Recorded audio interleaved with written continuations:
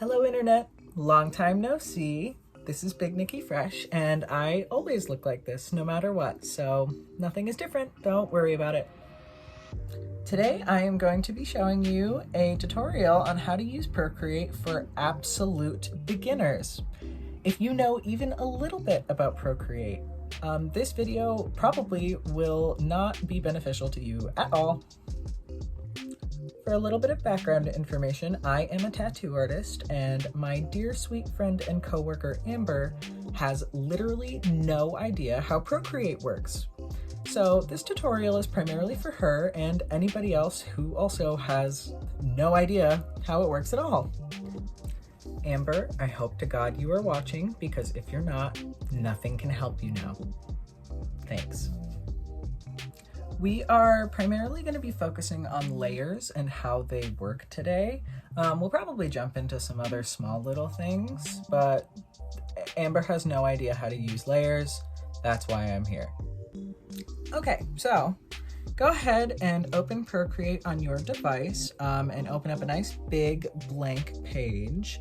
I like to put my page on the full screen setting just so I have a lot of room to work with.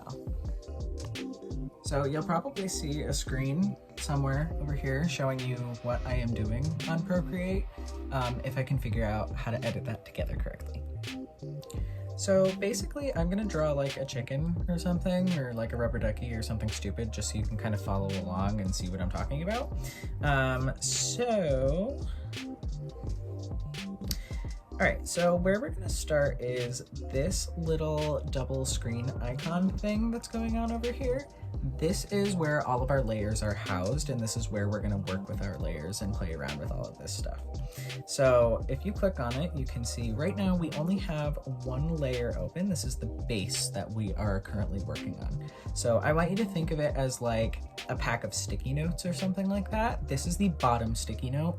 That's a really bad analogy, whatever, you get it. So let's say I'm gonna draw a chicken, okay? So I always like to start off with a really crappy, like really quick sketch layer that just has the basic idea of what I'm looking to do, so that I can kind of build off of it as I go along.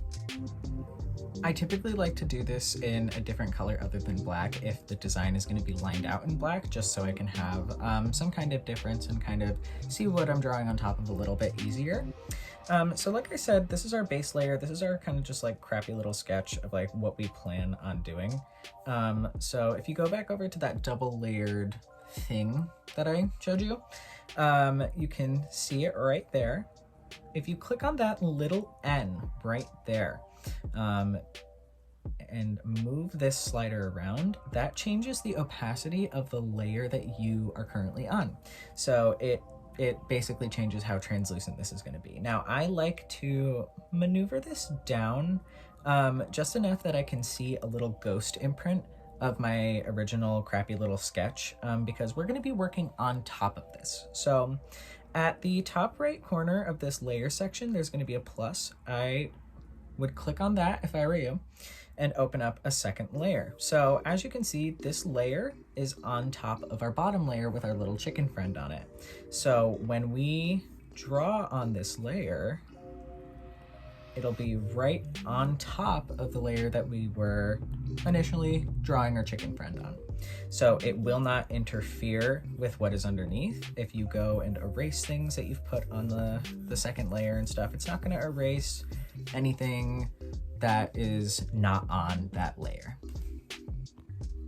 So now that we have a second layer open and we have learned how to play around with the opacity of a layer, I like to buff some stuff out a lot of the time on my second layer. So let's say we are ready to really line this out, make some more solid lines, play around with it. You can draw right on top of that bottom red layer. And I like to use my crappy little sketch underneath as a fun little guideline, so that I know what I'm doing, but I don't necessarily have to follow that design that's down there, if that makes sense. All right, so I have gone ahead and lined out our little chicken friend, just kind of how I want it to be. So as you can still see this red underneath that was on that base layer that we were using before. Now, rather than completely getting rid of that layer, I like to keep it here, but toggle the visibility so that we cannot see it. So when you open up that layers subsection that I showed you, if you look to the right, there are some boxes with some check marks in it. So if I click on that, that bottom red layer is gone. It's still there, you just cannot see it. This is really helpful when it comes to playing with what you want seen in your final product and what you don't want seen in your final product, and I really like playing around with it. So yeah, there is visibility. All right, so let's say I want to start shading this in, maybe start adding some color or something like that.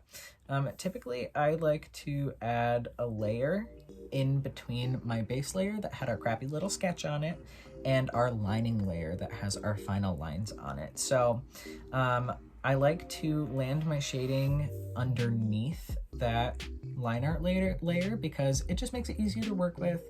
It's a lot cleaner. I'm gonna go ahead and put a soft brush on. I guess we're making him orange.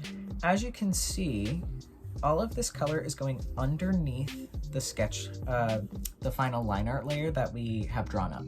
So if I were to take that layer and move it on top of our line art instead of underneath, it would completely cover and over encompass the drawing that we have, which is why I like to keep it underneath, because you can see where you're going and you can just easily play around with this, you know, erase some stuff like that. So it just makes things a lot cleaner and a lot easier to work with. So I always do shading and color and everything underneath the black line art that I have. All right, so I have gone ahead and kind of messily filled in our chicken friend this orange color. Now, let's say you're looking at this and you're like, man, I really, really wish that I changed this chicken to green or something like that. And you're like, oh, shucks, I have to completely redraw everything. No, you do not. So if you go ahead and open up our layers, and as you can see, the layer that we are currently on is that color layer that's completely underneath our line art. If you click on the layer itself, just click wherever and tap Alpha Lock. You can go ahead and switch your color to whatever, and it will stay within the confines of what you have on that layer. So if I didn't have Alpha Lock on, it would just kind of go wherever, but because there is an existing area of color already here, when you lock what's already filled in, you can easily go in and change your colors and just kind of play around with it.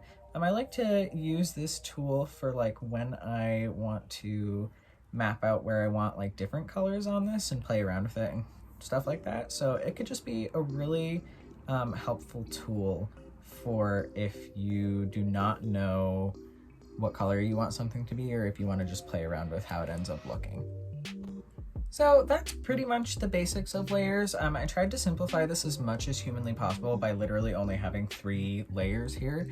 But you can quite literally have as many as you want. You really just have to think of it like a stack of sticky notes. Whatever is underneath, you are not going to be able to draw right through. Again, horrible analogy. I wish I had a better one to come up with on the spot, but I don't. So you can literally make as many layers as you want. I often have like 20 minimum because I'm insane. But like, for example, you know, I have my little color layer. What if I wanted to throw a different color into some areas like under the feathers or something like that? Or do little detailing and stuff like that, then this won't interfere with the layer underneath. What if I'm like, oh, I don't like that shading color and I want to, you know, change it to gray or something like that? And now you know how to use the Alpha Lock tool, and you can really play around with that on different layers and different areas of stuff that you'd like to work around with. So I really encourage you to just play around with it. Do not be afraid to use layers. The transparency of everything on Procreate is definitely your best friend, because otherwise it can be kind of a pain in the butt. So another thing that I completely forgot to mention is there are other settings that you can play around with per layer. So if you click that little N, which is what I showed you before in order to get to the opacity and stuff, there are different filters and things that you can play around with. I typically don't do a ton with these, but it'll, you know, anything that you scroll through on this little section here will, like this, I think inverts or something. This is something I don't even know too much about because I just don't play around with this stuff, but that's just another extra thing that you can play with. Otherwise, that's pretty much it. I mean, if you wanted to do even more fun stuff, click on this little magic wand up here, and per layer you can play with all different kinds of fun little effects, like this is chromatic aberration.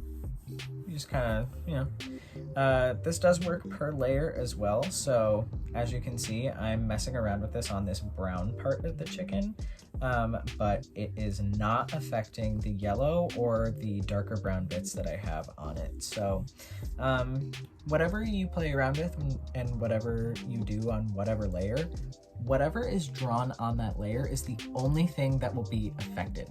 I hope that makes sense. Thank you for tuning in. I hope at least a little bit of this made some sense to you. I literally don't know how to simplify this anymore if I could. Is pretty much it. If you have questions, let me know. Bye.